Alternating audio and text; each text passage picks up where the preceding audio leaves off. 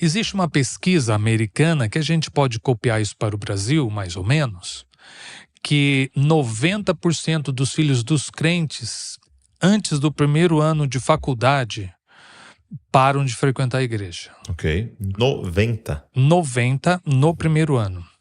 80% deles abandonam a fé antes do segundo ano. Então, uma coisa é a igreja, outra coisa é a vida dele com Deus. Tá. É difícil ter vida com Deus sem igreja, né? Mas hoje é que a gente briga muito pelo nosso quadrado, e não é isso que eu estou falando. Estou falando do reino de Deus. O meu filho fica na minha casa há 18 anos, vamos arredondar. Eu levo ele na escola dominical. Ensino para ele a Arca de Noé. Falo para ele da criação. Mando ele para a faculdade, em um ano ele fala, Deus não existe? A igreja está errada, eu estou errado. O que está errado? Vamos pegar a historinha de Moisés? Moisés viveu com a mãe dele quantos anos? A gente não sabe. 5 anos, 8 anos. Em algum momento, Joquebede e Arão levaram esse menino para a princesa. Falou, toque, o filho é seu. E piscou pro menino. O piscadinha é a revelação que eu tive. Piscou pro menino. Falou, lembra do nosso combinado, viu, Moisés? Você é de Deus. Você não é dessa turma, não. E aí Moisés ficou quanto tempo no palácio? 35 anos? 30, pelo menos. O que tinha naquele palácio? Tudo de bom para aprender. De geometria, de línguas, de tudo. De filosofia da época. E de ruim.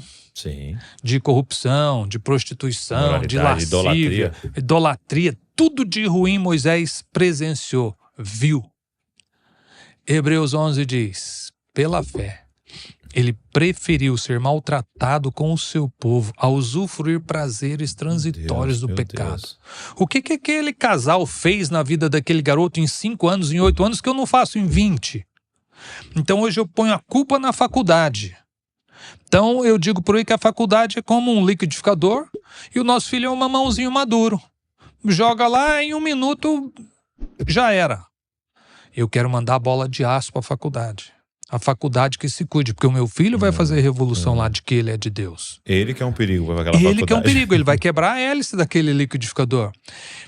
Resumindo, eu estou fazendo um péssimo trabalho em casa. Então, o cristianismo, ele vai ressuscitar quando acordarmos de que a família é a menina dos olhos de Deus.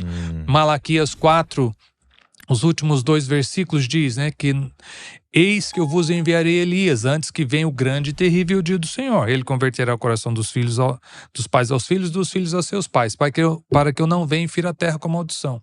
Então, as últimas palavras do Primeiro Testamento é família, restauração de família, senão é maldição, antes da volta de Jesus. Lá em Mateus 17, os discípulos perguntam, que história que é essa que os escribas ficam falando, que primeiro vem Elias? Ele vem mesmo?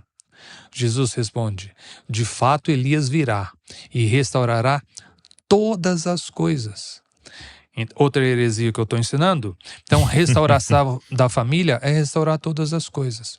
Quando eu ponho a minha família em ordem, de que ela é apaixonada por Jesus, que tem um Deus que está no céu, você põe, ele põe, todos nós vamos pôr, nós vamos fazer o que na igreja?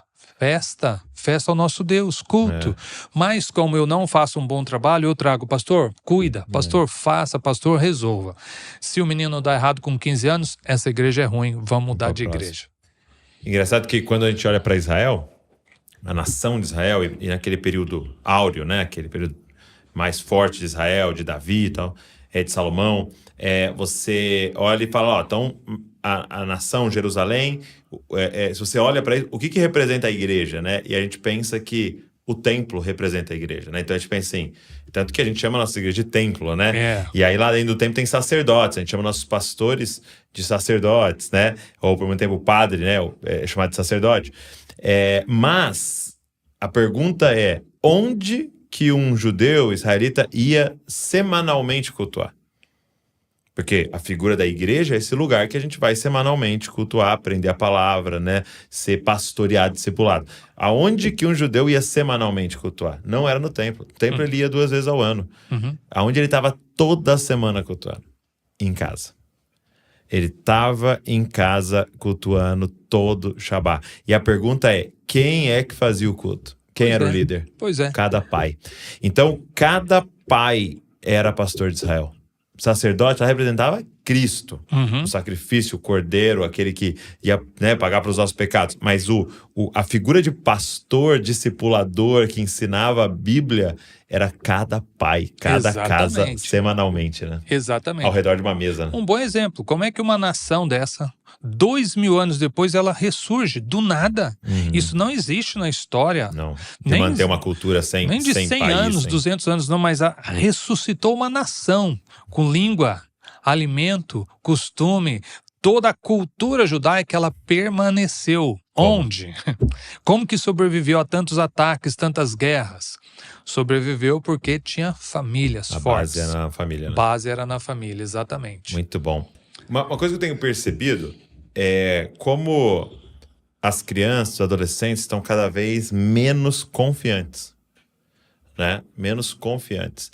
Eu lembro que na minha adolescência ali, a gente tinha um problema na igreja, né? Que era o negócio do ficar, né? E a gente falava muito, e eu lembro que até os líderes de jovens falavam, quem fica, quando Jesus voltar, fica. Eu lembro. E tinha esse negócio do ficar. Por quê? Porque os meninos chegavam nas meninas e queria beijar as meninas e ficava aquele negócio. E a impressão que eu tenho é que hoje isso não é um tema, por exemplo. Por quê?